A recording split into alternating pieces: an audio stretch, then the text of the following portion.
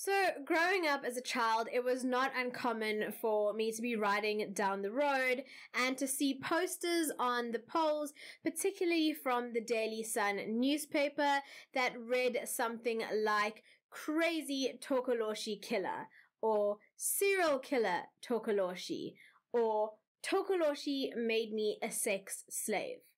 And those are just some examples. Hello and welcome to episode 12 of Makeup Mayhem, True Crime with me, Bella Monsoon. So in today's episode, I'm going to be discussing a true crime that occurred in South Africa, but I'm also going to be delving into not only the true crime story itself, but also a popular South African myth, mystery, or folklore. You can be the judge. But first, let me introduce myself.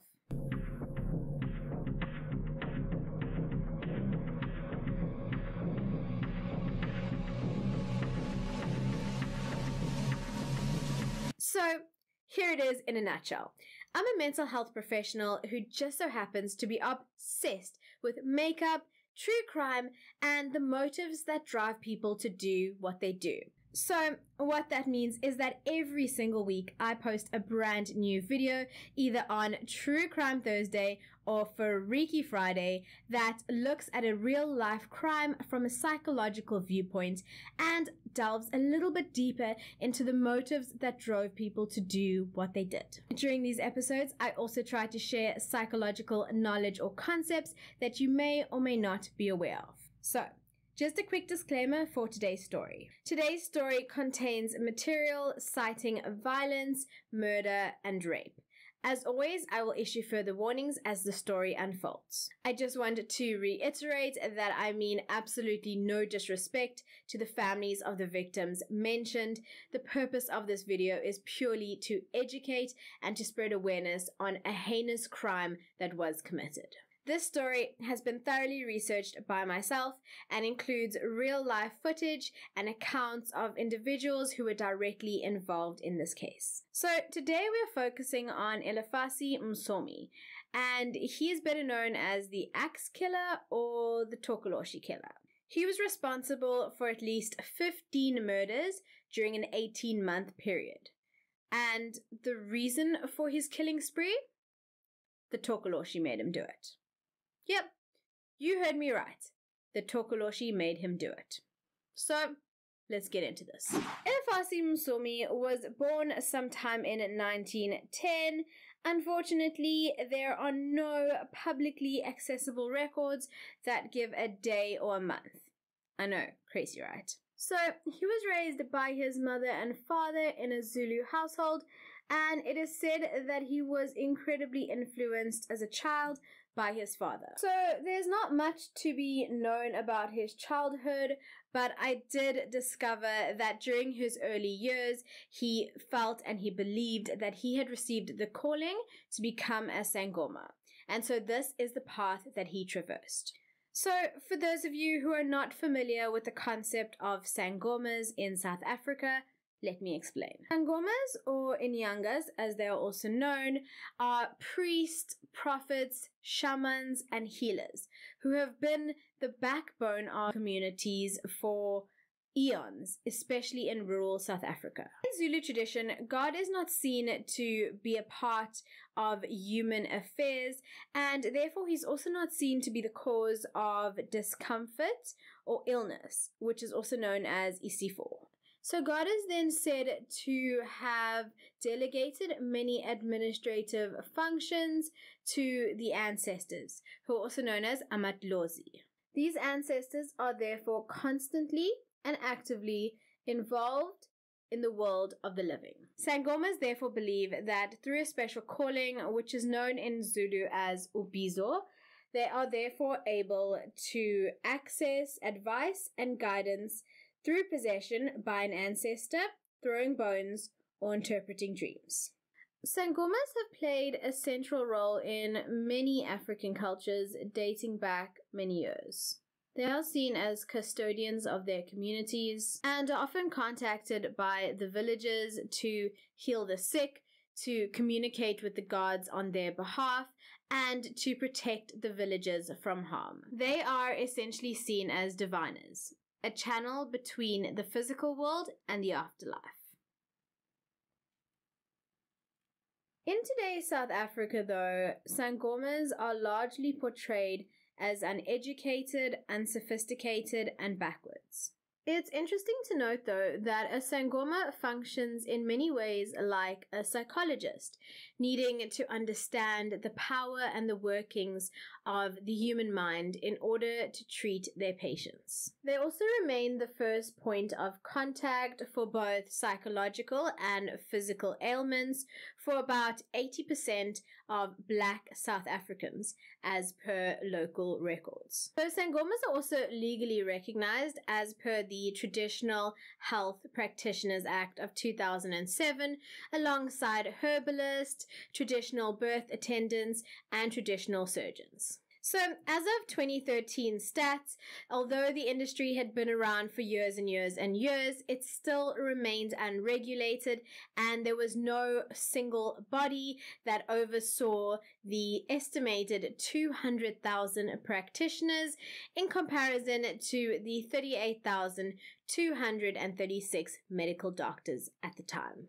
So now that we know who a Sangoma is and what they do, I think it's quite vital to mention that Elifasi was not a great Sangoma. He struggled to bring in clients, and altogether, he just wasn't that popular. So, according to Elifasi himself, he decided that he was going to consult an experienced colleague for help. So it was apparently at this point that the man introduced Elifasi to the Tokoloshe, and he was then instructed to get the blood of 15 people.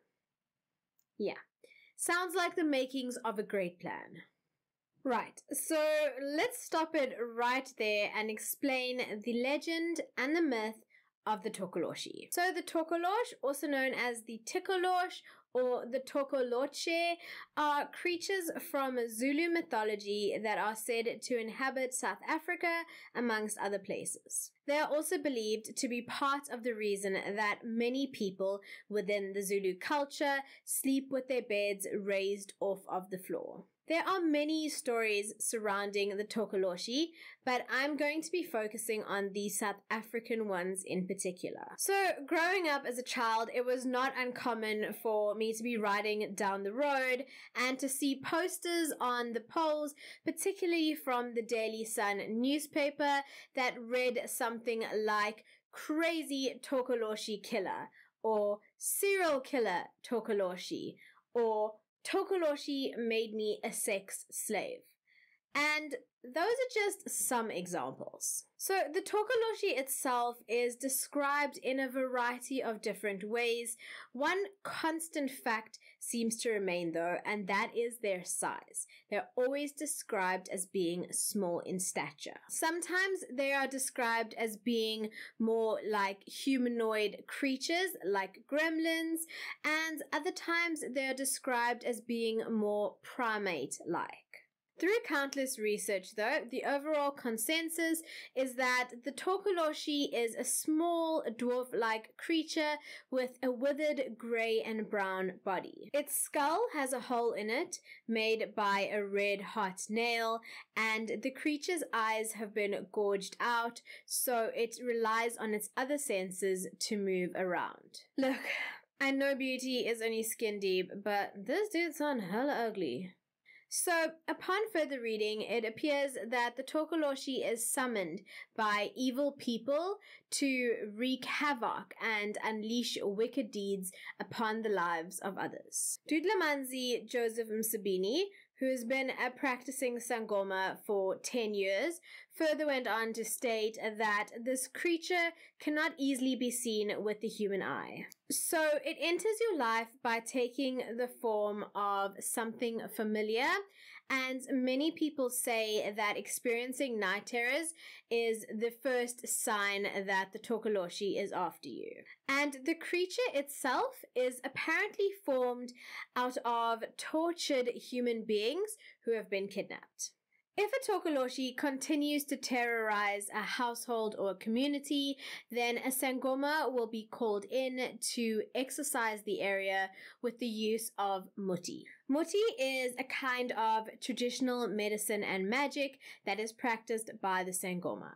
However, if the Tokoloshi problem is left untreated, it is said that businesses, marriages, and even life can come to an end. There are also sellers of muti with products that include concoctions made from Tokoloshi fat, which is used to smear on your skin as a repellent. So maybe this all sounds super far-fetched to you, but the idea of the Tokoloshi could actually have some roots in a super dark truth.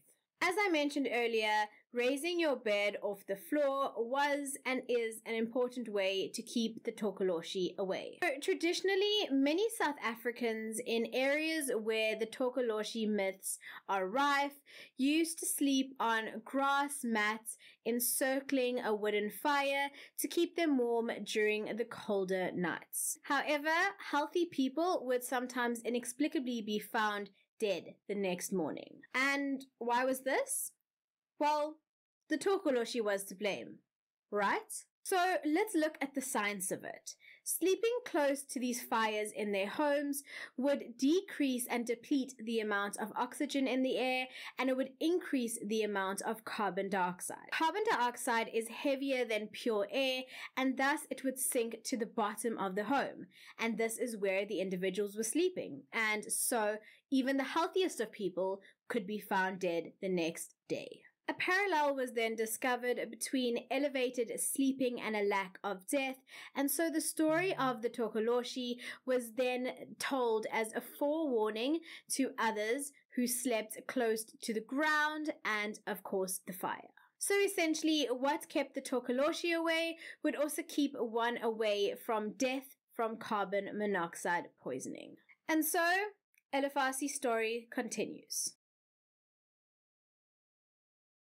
So, over the next 18 months, Elifasi stalked the valleys of KwaZulu-Natal. So, his victims all came from Umkomas and Umzimkulu, and they were apparently pointed out by the Tokoloshi himself. So, he would con his victims and lead them to an isolated area before attacking them with a knife, a hatchet, or knobkiri. He would then go on to collect their blood in bottles as instructed by the Tokoloshi. So his first victim was a young woman by the name of Olivia Kambula. So he raped and murdered her in the presence of his girlfriend, Ngongolwana Zaka, to prove his loyalty to the Tokoloshi. He then attempted to hide her body in an anthill. So whilst the Tokoloshi may have been impressed by this act, his girlfriend sure as hell was not.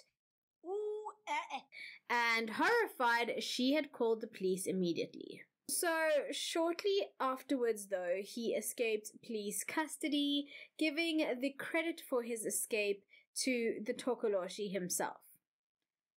I guess the Tokoloshi could teach Michael Schofield a thing or two. So, on the loose again, he returned to his killing spree, apparently hacking his aunt and uncle to death with an axe before going on to murder 5 children. He then was once again arrested, but he escaped. Again. Look, I know this was decades ago, but still, guys, get it together. Elifasi was then arrested a month later for petty theft. The stolen items turned out to be belonging to the victim, and he was later then discovered as the killer. He then readily confessed, and he even went on to assist the police to locate the remains of his victims, including a missing skull. So it'll never be known whether he gained some sort of satisfaction from revisiting the site of the crime, like many serial killers do, or if he just felt a diminished responsibility as he said he was under the influence of the Tokoloshi. Either way, during his trial, he protested his innocence and claimed that he was merely a conduit for the evil Tokoloshe. However, during the trial, two psychologists, Dr. Shez Brown and Dr. Hemming, disagreed. They stated that he was actually of higher than average intelligence, and they further added that he seemed to be aroused sexually by inflicting pain, also known as sexual sadism. This would also explain why some of his victims were raped in addition to being murdered. Because remember, the Tokoloshe never said anything about rape. He said murder and bring the blood of 15 people, not rape. Just on a side note, during his time in prison after his trial, he would sleep in his prison bed and he would keep a space in the bed that he said was for his friend. So, although he had pleaded innocent, his innocent plea was eventually disregarded, and on February 10th, 1956, Elifasi Msomi was executed by hanging at the Pretoria Central Prison. Due to the high level of fear in the Zulu community as a result of the accusations of Tokoloshe possession, as well as his numerous escape attempts, the judge presiding over the case permitted 9 Zulu chiefs and elders to be present at the hanging. This was to ensure that the Tokoloshe did not save Elifasi from his death. The one chief present also believed that Elifasi could possibly return as the Tokoloshe itself. And I suppose in one way, Elifasi did transcend death, as the legend of Msomi and the Tokuloshi Killer lives on through whispers and folklore. In the 1950s, a gang sprung up in Alexandria who were inspired by Elifasi, and they named their gang the Msomi Gang. This name was in a bid to strike fear into others. And even in sport, Elifasi the Axe Killer had some admirers. The Orlando Pirates player Edward Msomi Khoza was nicknamed after Elifasi. And so was boxing champ Joe Axe Killer Gidi. So, whilst researching this case, although there was not much or any information on Elifasi's childhood or upbringing, I have come up with 2 lines of possible reasons or potential explanations as to the motives behind the murders. So, the first is of a psychological nature. The auditory and visual hallucinations of the Tokoloshe itself could be as a result of growing up in a society where there is a culturally ingrained message that it is possible to be possessed by such a creature. The second explanation would be due to a socially constructed justification of violence, in particular gender-based violence towards women and children.